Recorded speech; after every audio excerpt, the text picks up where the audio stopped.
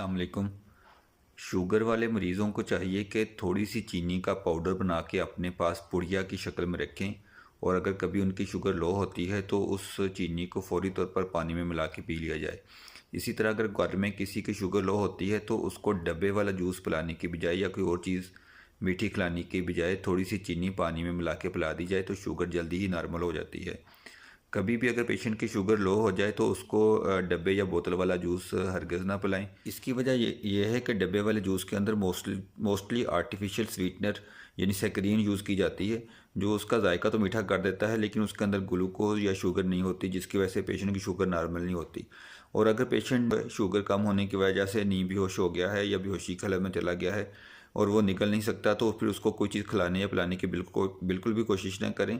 उसको किसी करीबी हॉस्पिटल में या क्लिनिक में लेके जाएं, या उसको ग्लूकोज का इंजेक्शन लगाया जाएगा जिससे उसकी शुगर नॉर्मल होगी।